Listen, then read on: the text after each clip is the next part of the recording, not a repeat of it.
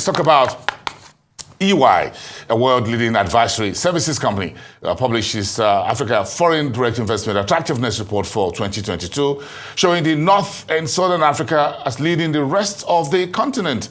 There's so much in the 21-page report, which came in a few days ago. So I asked Damilola Aloba, who is a partner and consumer industry sector leader at EY West Africa, to join me on the show tonight to discuss the report a little bit further. Thanks for coming in. We appreciate that. Thank you very much. Thank you. I'm sure you're looking at that. We just came in there. So let's just start this conversation. Summarize this new report for me in terms of the key headline data in it. Thank you very much. Good evening, everyone, and wherever you are, good morning. So the EY Africa Attractiveness Study simply shows, the trends in FDI inflows into Africa. In 2022, we saw a rise in FDIs by 64%.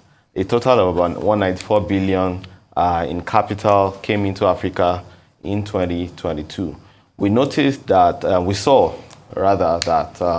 the northern part of Africa, basically Egypt, attracted the most capital of about 107 billion, and about in US dollars. In US dollars, 107 billion in US dollars, followed by South Africa, about 27 billion dollars, and Morocco, 21 billion, and every other country followed, Kenya and Nigeria.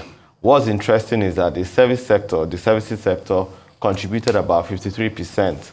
The inflow came into the services sector to form about 53%, and also we noticed that the clean tech space attracted the largest capital in 2022, the largest ever in Africa, followed by technology and the business services space.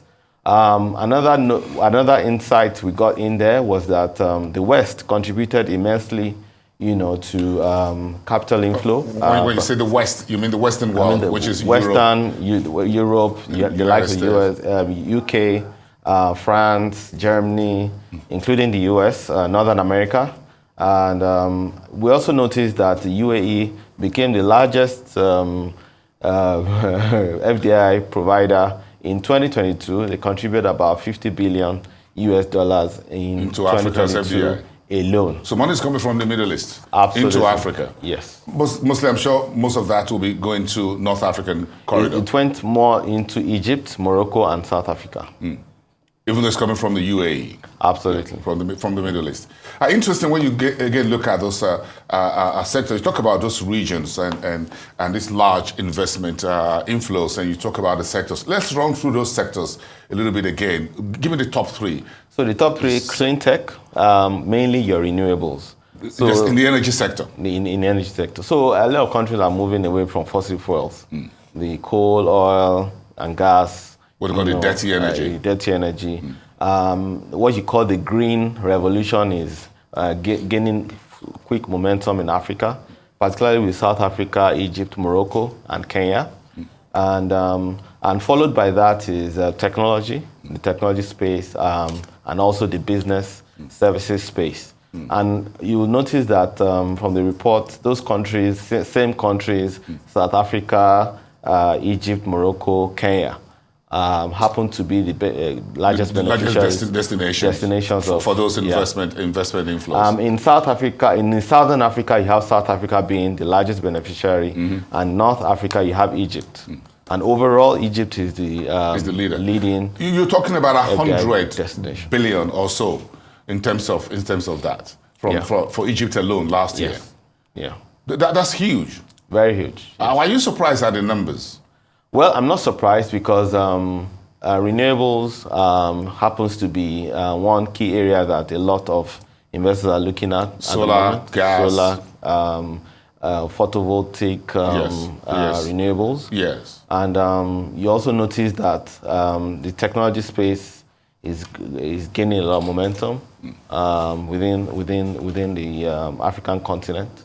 The energy sector, the clean energy sector, is now a major attraction for FDI into Africa. Absolutely. Well, because investment into the fossil fuel space has declined, But what you are seeing more is a lot more investment going into those critical minerals and on-earth metals that contribute to renewables. Rare earth resources. So those that contribute to electric vehicles, lithium batteries, and all of that. Yeah. So a lot more investment is going into that space, and we see that going to happen going forward. So if you talk about Africa right now, you have the top four: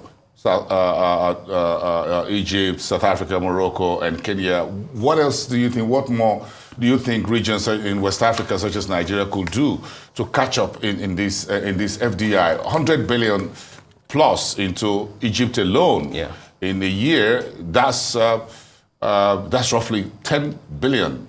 I'd say every month. Let me start by saying that Nigeria attracted about just $2 billion. For the whole of last year? For the whole of last year. $2 billion only? Based on the outcome. The data report, yes. So what did these countries do differently? These countries are investor friendly. Many of them are increasingly accelerating their economic reforms. And I believe that with the level of youth unemployment that you have, a lot of them in Africa, a lot of them are deploying ways in which they can address that, providing skills, and most importantly, economic diversification. We notice that a lot of countries that are more economically diversified, right, are able to attract a lot more investment than the extractive dependent countries like Nigeria, Angola, and the like. So, like you can see in South Africa, you see clean energy, technology, business services, financial services, and even consumer. Consumer goods, gaining a lot of attraction. Yeah. So you think we could do a whole lot more in Nigeria to be more attractive? When you say attractiveness from an advisory group, when you look at the entire continent, what few areas would you like to advise the government here at home? Let's say charity begins at home. So let's give me that as a part in short. What would you want to see happen very quickly? Development of the I'm sure your report made some recommendations. Absolutely. Well, development in the digital space and basic infrastructure, roads, internet facilities, and all of that. Those are things like energy. I won't say energy, but I'll say digitalization first of all. Okay. And then job skills development, and also the economic reforms that each of these governments have put in place needs to be accelerated, and of course investment promotions.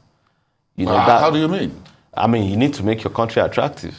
Yeah, so you need to go on road shows. Is that what you mean? Maybe not road shows. I mean, investors are, shy of insecurity. They don't go where the capital will not be safe. So you need to make sure that the environment is investor friendly, and a lot of policies are geared towards attracting investment. So I believe. And again, I mentioned economic diversification earlier on. Like Nigeria, we are more dependent on oil. But now we need to start looking at other sectors of the economy to grow. Agriculture, we need to look at the telecom space. We need to look at, tech, which is,